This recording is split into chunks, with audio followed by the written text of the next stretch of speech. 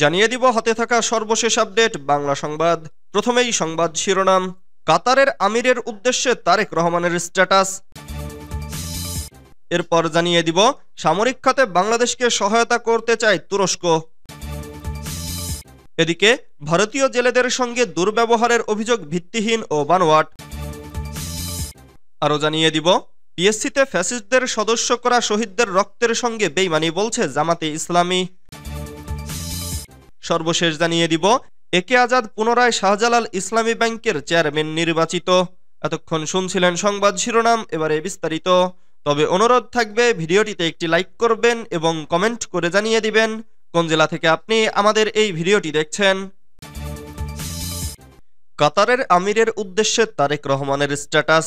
সাবেক প্রধানমন্ত্রী বেগম খালেদা জিয়ার উন্নত চিকিৎসায় লন্ডন যাত্রায় এয়ার অ্যাম্বুলেন্স ও প্রয়োজনীয় সহযোগিতার জন্য কাতারের আমির শেখ তামিম বিন হামাদকে গভীর কৃতজ্ঞতা জানিয়েছেন বিএনপির ভারপ্রাপ্ত চেয়ারম্যান তারেক রহমান। সেই সঙ্গে কাতার বাংলাদেশের দীর্ঘস্থায়ী ও বহুমুখী সম্পর্কের ব্যাপারে আগ্রহের কথাও জানান তিনি। বৃহস্পতিবার ৯ জানুয়ারিতে নিজের ভেরিফাইড ফেসবুক পেজে এক পোস্টে এসব কথা লেখেন তারেক রহমান। ফেসবুক পোস্টে তারেক রহমান বলেন, আমার মা বাংলাদেশের সাবেক প্রধানমন্ত্রী বেগম খালেদা জিয়ার জন্য সদয়ভাবে পরিবহন এবং প্রয়োজনীয় সহযোগিতার জন্য আমি কাতারের আমির Sheikh Tamim bin Hamad bin Khalifa Al থানির কাছে গভীরভাবে কৃতজ্ঞ। তারেক রহমান আরও বলেন, আমার পরিবার এবং বাংলাদেশের জনগণের পক্ষ থেকে আমি এই সমর্থনের জন্য আন্তরিক ধন্যবাদ জানাই। আমরা বাংলাদেশ ও কাতারের মধ্যে দীর্ঘস্থায়ী বহুমুখী সম্পর্ক গড়ে তুলতে উন্মুখ। প্রসঙ্গত, উন্নত চিকিৎসার জন্য খালেদা জিয়া বর্তমানে যুক্তরাজ্যের লন্ডন ক্লিনিকে ভর্তি রয়েছেন। বুধবার ৮ জানুয়ারি খালেদা জিয়া চিকিৎসা নেয়ার জন্য লন্ডন যান। স্থানীয় সময় বুধবার সকালবেলায় যুক্তরাজ্য পৌঁছে তিনি অধ্যাপক প্যাট্রিক কেনেডির অধীনে লন্ডন ক্লিনিকে ভর্তি হয়েছেন এবং ইতোমধ্যে তার চিকিৎসাও শুরু হয়েছে। সর্বশেষ ২০১৭ সালের ১৫ জুলাই বিএনপির চেয়ারপারসন লন্ডন সফরে গিয়েছিলেন। এরপর তার আর কোনো বিদেশ সফর হয়নি। এই সময়ের মধ্যে তার সঙ্গে ছেলে তারেক রহমানেরও সরাসরি দেখা হয়নি। খালেদা জিয়া লিভার সিরোসিস, হৃদরোগ, ফুসফুস, আর্থাইটিস, কিডনি ডায়াবেটিস সহ বিভিন্ন জটিলতায় ভুগছেন। সামরিক খাতে বাংলাদেশকে সহায়তা করতে চায় তুরস্ক। প্রধান উপদেষ্টা অধ্যাপক ডক্টর মোহাম্মদ ইউনূসের আহ্বানে সাড়া দিয়ে বাংলাদেশের পোশাক, ঔষধ, স্বাস্থ্যসেবা, প্রতিরক্ষা সহ নানা খাতে সহযোগিতার আশ্বাস দিয়েছে তুরস্ক। বৃহস্পতিবার ৯ জানুয়ারি ঢাকা সফররত তুরস্কের বাণিজ্যমন্ত্রী অধ্যাপক ডক্টর ওমের বালাতের নেতৃত্বে একটি প্রতিনিধি দল রাষ্ট্রীয় অতিথি ভবন যমুনায় প্রধান উপদেষ্টার সঙ্গে সাক্ষাৎ করেন। এ সময় প্রধান উপদেষ্টা বলেন, আপনারা প্রযুক্তির নেতৃত্ব দিচ্ছেন, আপনারা এখানে প্রতিরক্ষা শিল্প গড়ে তুলতে পারেন। আসুন একটি সূচনা করি, আমরা আপনাদের যে কোনো প্রয়োজনের জন্য প্রস্তুত। প্রধান উপদেষ্টা বলেন, আমাদের তরুণদের সুযোগ দিতে আমরা আপনাদের সহায়তা চাই। এটি আমার দেশের জন্য আপনাদের কাছে আবেদন। আপনার কারখানা পরিচালনার জন্য আমাদের তরুণদের ব্যবহার করুন, যাতে আপনারা এই অঞ্চলে পণ্য সরবরাহ করতে পারেন। জবাবে বাংলাদেশ ও তুরস্ক দ্বিপক্ষীয় সহযোগিতা পোশাক শিল্পের বাইরে প্রসারিত করতে পারে উল্লেখ করে তুরস্কের বাণিজ্য মন্ত্রী অধ্যাপক ডক্টর ওমের বালাত বলেন, আমরা প্রতিরক্ষা শিল্প, স্বাস্থ্যসেবা, ওষুধ এবং কৃষি যন্ত্রপাতির ক্ষেত্রে অর্থনৈতিক সহযোগিতা গড়ে তুলতে পারি। তিনি উল্লেখ করেন, আমরা ভারতের মতো বাজারগুলোকে প্রতিস্থাপন করতে পারি এবং বাংলাদেশে আমদানি ক্ষেত্রে সহযোগিতা করতে পারি। অর্থনৈতিক ও সামাজিক ক্ষেত্রে সবিস্তরে সহযোগিতা হতে পারে। তিনি আরও বলেন, আমরা বাংলাদেশ ও তুরস্কের বিশ্ববিদ্যালয়গুলোর মধ্যে পারস্পরিক সহযোগিতা বাড়াতে পারি। প্রসঙ্গত, ২০২৩-২৪ অর্থ বছর তুরস্কে বাংলাদেশের রপ্তানি ছিল প্রায় ৫৮১ মিলিয়ন মার্কিন ডলার আর আমদানি ছিল প্রায় ৪২৪ মিলিয়ন মার্কিন ডলার। বর্তমানে তুরস্কে প্রায় ২০টি বড় কোম্পানি বাংলাদেশে বস্ত্র ও পোশাক এবং আনুষঙ্গিক পণ্য, রাসায়নিক, প্রকৌশল, নির্মাণ এবং জ্বালানি খাতে বাণিজ্যিক কার্যক্রম পরিচালনা করছে। ভারতীয় জেলেদের সঙ্গে দুর্ব্যবহারের অভিযোগ ভিত্তিহীন ও বানোয়াট।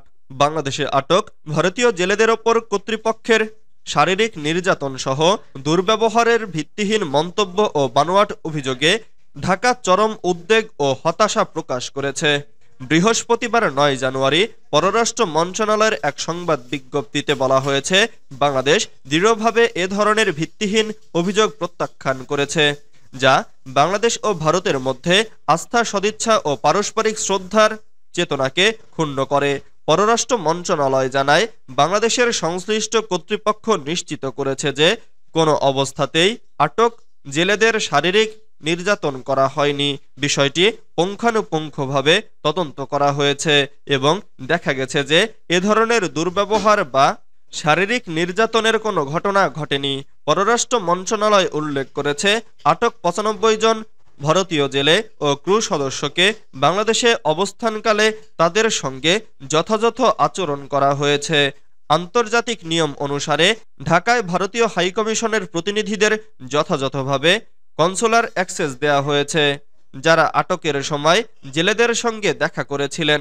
গত ২ জানুয়ারি ভারতীয় জেলেদের কারাগার থেকে মুক্তি দেওয়ার সময় এবং ৪ জানুয়ারি মোংলা থেকে জেলেদের যাত্রার সময় ভারতীয় কূটনৈতিক মিশনে প্রতিনিধিরাও উপস্থিত ছিলেন।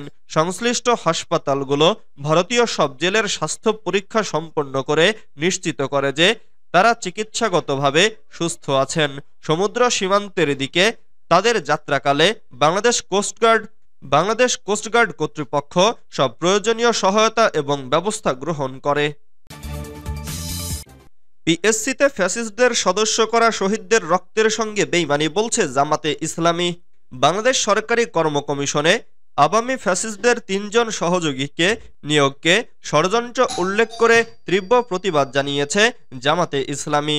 দলটি বলছে, নতুন নিয়োগ দেওয়া ৮ জনের মধ্যে যে ৩ জনের নাম উচ্চারিত হচ্ছে তারা চিহ্নিত ফ্যাসিস্ট সরকারের ঘনিষ্ঠ। পিএসসির সদস্য হিসেবে তাদের অন্তর্ভুক্ত করা হলে সরাসরি ছাত্র জনতার আন্দোলনের শহীদদের রক্তের সঙ্গে বেইমানি করা হবে। বৃহস্পতিবার ৯ জানুয়ারি সেক্রেটারি জেনারেল ও সাবেক এমপি অধ্যাপক মিয়া গোলাম পরোয়ার এক বিবৃতিতে কথা বলেন। তিনি বলেন, বাংলাদেশ পাবলিক সার্ভিস কমিশনে নিয়োগ দেওয়ার জন্য প্রস্তাবিত যেসব নাম গণমাধ্যমে প্রচারিত হয়েছে তা দেখে জনগণ বিস্মিত। মাত্র কিছুদিন হলো ছাত্র জনতার রক্তের বিনিময়ে বাংলাদেশ ফ্যাসিস্ট সরকারের কবল থেকে মুক্তি লাভ করেছে। জনগণের প্রত্যাশা হলো সৎ, যোগ্য ও দেশপ্রেমিক লোকেদের পাবলিক সার্ভিস কমিশনে নিয়োগ দিয়ে নিয়োগ প্রক্রিয়াকে স্বচ্ছ ও নিরপেক্ষ করা হবে, কিন্তু তার স্থলে ফ্যাসিবাদের দোসরদের গুরুত্বপূর্ণ পদে বসানোর যে উদ্যোগ নেওয়া হয়েছে তা জনগণকে হতাশ করেছে। একে আজাদ পুনরায় শাহজালাল ইসলামী ব্যাংকের চেয়ারম্যান নির্বাচিত। শাহজালাল ইসলামী ব্যাংকের চেয়ারম্যান নির্বাচিত হয়েছেন হামিম গ্রুপের ব্যবস্থাপনা পরিচালক একে আজাদ। ব্যাংকটির পরিচালক পর্ষদের ৩৭৩তম সভায় তিনি চেয়ারম্যান পুনর্নির্বাচিত হন। একই সভায় মোহাম্মদ ইউনুস পরিচালক পর্ষদের ভাইস চেয়ারম্যান নির্বাচিত ও মহিউদ্দিন আহমেদ ভাইস চেয়ারম্যান পুনর্নির্বাচিত হয়েছেন। বুধবার ৮ জানুয়ারি ব্যাংক থেকে পাঠানো এক বিজ্ঞপ্তিতে বিষয়টি নিশ্চিত করা হয়েছে।